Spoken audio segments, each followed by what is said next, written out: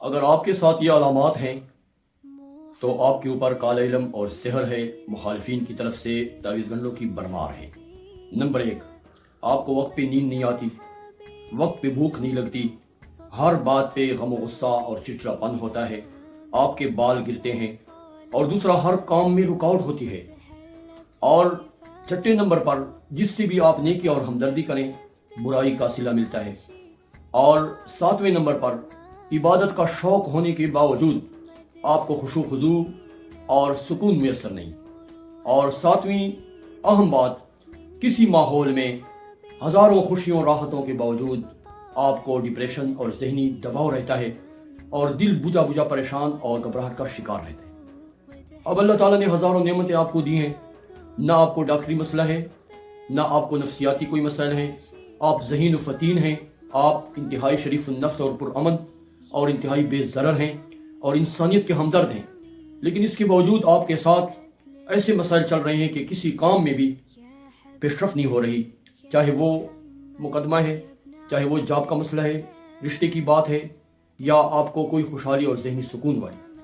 تو یہ آپ کے اوپر حاسدین نے، مخالف قوتوں نے کالا علم اور جادو کر رکھا ہے۔ یا بعض اوقات نارمل تعویذ گنڈے بھی ہوتے ہیں جو بلیک میجک کی طرح انسان کے اوپر حاوی ہو جاتے ہیں۔ گردہ بھی ٹھیک ہے، آپ کا معدہ بھی ٹھیک ہے، پھیپھڑے بھی صحیح ہیں، دل و دماغ اور تمام اعصاب ٹھیک ہیں، لیکن آپ کا ذہنی طور پر اتنا سر سے لے کر پاؤں تک جسم مفلوج ہے کہ جیسے موبائل پہ کوڈ لگا ہوا ہے اور اس سے کوئی کام بندہ نہیں لے سکتا۔ تو یہ مخالفین نے سحر کیا ہے۔ اب اس کا علاج کیا ہے؟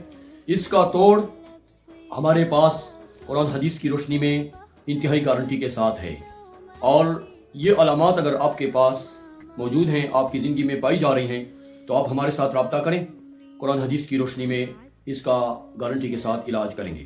اور دوسرے نمبر پر آپ نے کرنا کیا ہے؟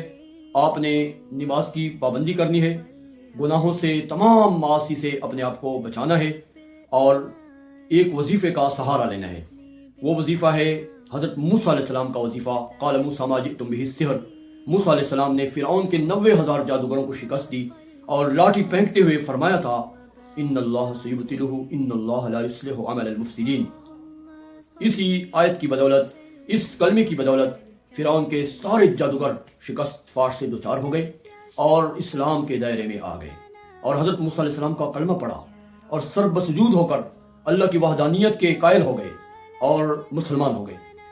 تو آپ کو اللہ تعالیٰ اس طرح فتح یاب فرمائیں گے، صحت ملے گی، آپ کو راحت ملے گی، ذہنی سکون سے مالا مال ہوں گے، آپ کے کاموں کی رکاوٹیں ختم، ذہنی ڈپریشن اور ٹینشنیں خوشی میں تبدیل ہوں گی، اور آپ کو کامیابی اور عظمت اور سرخروئی ملے گی۔ یہ آیت آپ نے کتنی دفعہ پڑھنی ہے؟ 19 مرتبہ ہر نماز کے بعد پڑھیں، اور اس کے عامل بننے کے لیے آپ نے پہلی شفٹ میں، پہلی ایک محفل میں 700 بار پڑھنا ہے۔ اور میری طرف سے تمام مسلمانوں کو اس کا اذن ہے، صرف اس کے لیے شرط یہ ہے کہ آپ توحید کے، اللہ اور اس کے رسول کے قائل بنیں اور کبیرہ گناہوں سے اپنی پرہیز کریں اور بچائیں۔